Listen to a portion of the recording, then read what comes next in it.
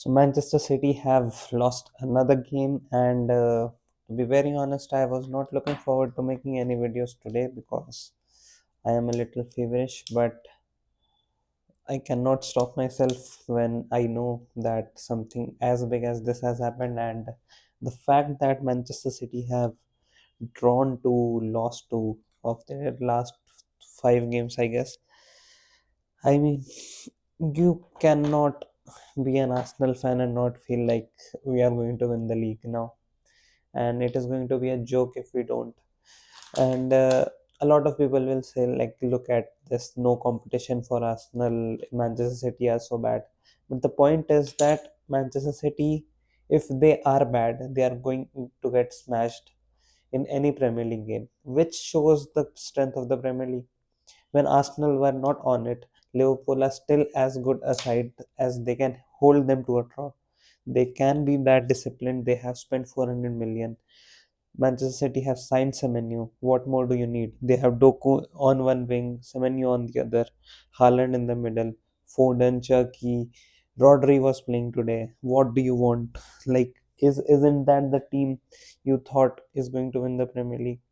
And they're not winning the Premier League. So you cannot just say that this is a very weak Premier League season, because what are we supposed to do if it is even if it is a weak Premier League season? Aren't we supposed to be better than everyone else to win the Premier League?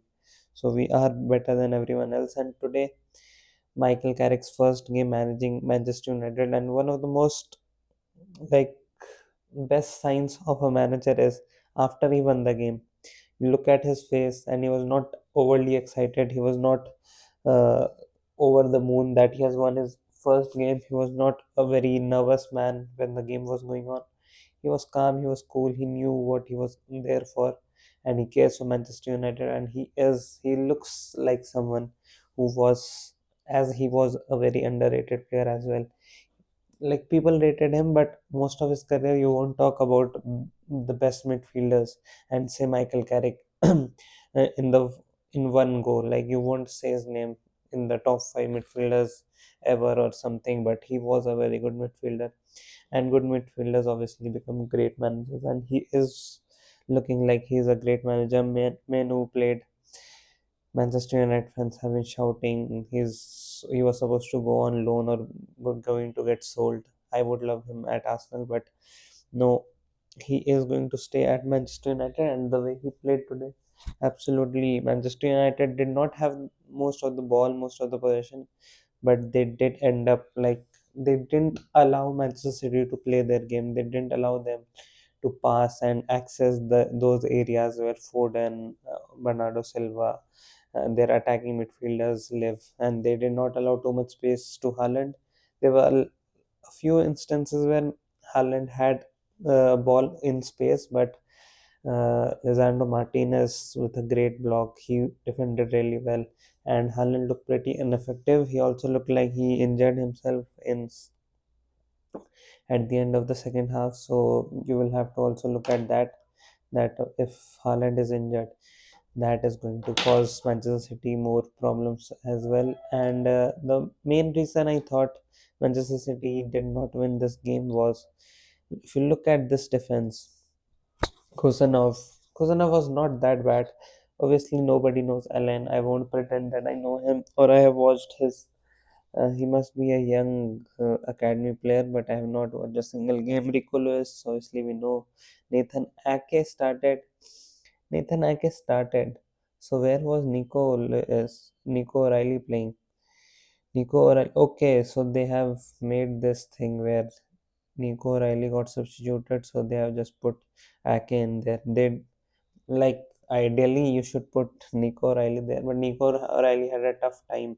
Ahmad was absolutely superb. Bruno Fernandes again. Bruno Fernandes absolutely bossed this game. And if you ask me, not playing Chucky, playing Foden in these positions, Foden looks non-existent in a lot of games. He gets a purple patch in the season, and then afterwards resumes being non-existent. And he's not been having a good time lately in all the matches that Manchester City have dropped points. The games where Manchester City picked up momentum, Foden was scoring goals for fun. He was looking like the midfielder everyone used to rate so highly. And now again, he looks very non existent. Rodri was playing. He had a good game, apparently, according to Football. Semenyo also one of the few players with a green rating. But look at Haaland, 5.9, did not access the ball well, did not do anything with the ball, sort of like he was 5.9. You won't argue with that. Mboma was more than 7.5. I knew the moment I saw Ahmad and Mboma there, I knew Manchester United had a chance because these players in counter attacks they are very efficient. Ahmad with his run, even in the last few minutes, Ahmad with that run, he hit the post. He deserved a goal there. But yeah, he's brilliant. Tracking back, going forward, he is a live wire. And Menu and Ahmad, two players you would want from your academy academy to do well. They are doing really well. I don't really know if Ahmad is from the academy. He must be, he should be. So I think, yeah, obviously Casemiro should have scored a goal, but Casemiro and Manu is more of a solid midfield and playing Bruno Fernandes at the number 10 position instead of the midfield. That is so obvious. All Manchester United fans would have been screaming for this that play, don't play. Sorry. Manchester United fans would have been praying that don't play Bruno Fernandes in the number 6 or number 8 position, whatever the midfield position he's in. And finally, they did that and they saw playing Bruno Fernandes more in front of the goal, in front of the front three, giving service to Ndomo, Dobu, and Amat. And the in the counter attack where Mbomo scores that goal, he had an option to go with Hamad or go with Mbomo. It is also shows the brain that he knows Mbomo is more efficient in those scenarios. So he picked Mbomo. And when he could have easily picked up Ahmad, because early on, if you see, that looks like Ahmad has more space, etc. But if he passes to Ahmad, Ahmad would need more time to cut in, and then Manchester City can anticipate that, and probably Ahmad would have to go on his right and have a worse angle. And Bomo scores that shows how efficient he is. Michael Carrick did not play Sesko for this game. He trusted his senior players. If you look all around the pitch, Maguire was also brilliant. We ignore this fact that Maguire is can be brilliant. He should have also scored a goal early on with that header, but he was brilliant. Dallo obviously deserved a red card, and he was probably the worst Manchester United player today. But yeah, let's not talk about negatives for Manchester United when they have had a probably historic win, a big win for them at home against their neighbors, essentially. Donnarumma was brilliant. I don't know why he has got 6.7. He was absolutely brilliant. He was like 8. He was best Manchester City player today, but that's not how football sees it. That is why maybe people don't rate this app anymore. But yeah, sorry to footmob, not defaming you. I am literally on your side, so I'm only promoting you. But yeah, that is all about this game, and huge for the title race. And the fact that we are still calling it a title race, is this a title race when Arsenal are probably going to go 9 points ahead? Let's not go too early on that. Maybe we will lose, but we'll at least be 6 points ahead, and we have a game in hand right now. So Arsenal have a huge opportunity, and if we don't give ourselves 9 points lead, it would be very disappointing. And then things like, oh, this league is not to the standard that it used to be, and Arsenal would have not won the Premier League if the standards were higher.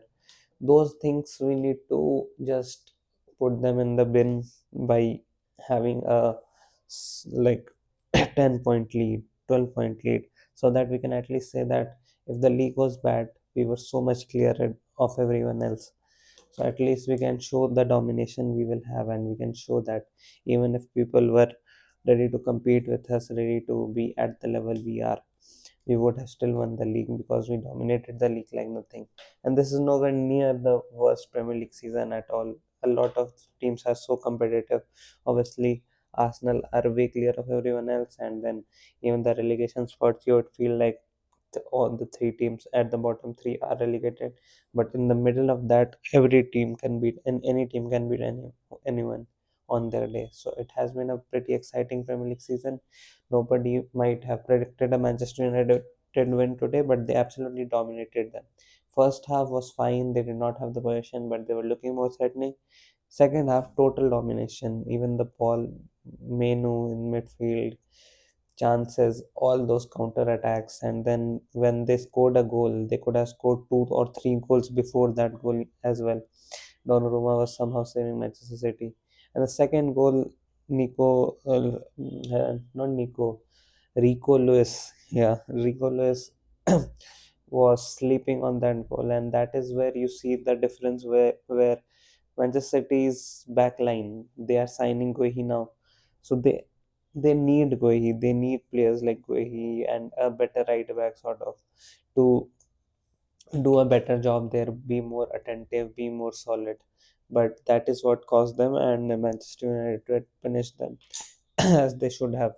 So a brilliant day for Manchester United fans, a brilliant day for Arsenal fans again, and yeah, it is looking very ominous that Arsenal are going to win the league. But let's be calm. Let's see what is going to happen in the Nottingham Forest game, and yeah, enjoy the Premier League weekend. Bye.